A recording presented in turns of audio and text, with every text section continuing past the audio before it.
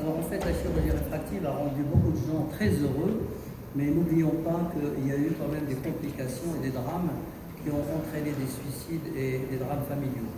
Pourquoi? Tout simplement parce que la cornée n'a pas livré tout son secret et le risque essentiel de cette chirurgie cornéenne étant l'ectasie qui n'est autre d'un mouvement progressif avec un amincissement de la cornée suite à une chirurgie de laser.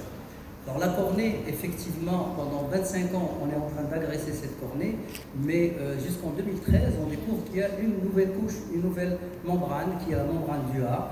Et aussi, au début du LASIK, il y a eu des complications, notamment d'ectasie. Alors, on a réduit les flaps qui étaient à 180, puis à 160, puis à 130, puis à 110, et puis à 90, et puis après il y avait le mur postérieur de 250 puis à 300.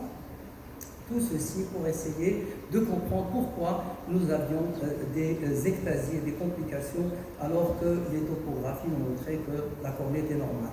Puis après, le pourcentage de tissu ablaté qu'il ne fallait pas dépasser 40%, malgré tout il y a eu toujours des ectasies. Survient le smile pour essayer de réduire justement ces risques d'ectasie, mais qui existent toujours des ectasies, même à des taux inférieurs, on a toujours des ectasies. Tout ceci pour dire que, en fait, c'est notre méconnaissance de la cornée, notre manque de moyens diagnostiques de la cornée qui donne ces ectasies. Le dernier article de Cynthia Roberts en 2023 qui montre que, justement, au niveau de la biomécanique de la cornée, c'est le mur postérieur qui est prédominant, et donc il faut essayer de laisser plus de mur postérieur dans le smile, car le smile a été justement présenté comme étant une technique qui coupe la cornée au niveau de la zone du stroma la moins dure, parce que la partie, le tiers antérieur, qui est beaucoup, il y a plus de kératocytes, qui est le plus résistant, mais quand même, on a eu quand même des ectasies. Alors, où est le problème? Donc, personnellement, pour moi, il n'y a aucune technique qui entraîne l'ectasie. Aucune. Mais l'entité ectasie n'existe pas. En fait, c'est des kératocones. C'est des kératocones qui sont méconnus, qu'on n'arrive pas à diagnostiquer. Et le problème, il est purement histologique. Et on cherche au niveau de l'image. Même la définition du kératocone, qui est une dystrophie non inflammatoire, mais en fait, il y a des biomarqueurs d'inflammation qui nous montrent effectivement qu'il y a des indicateurs qui montrent que les biomarqueurs sont trop élevés dans le cadre du kératocone. Alors je vais présenter quelques cas de cornée à ne pas toucher.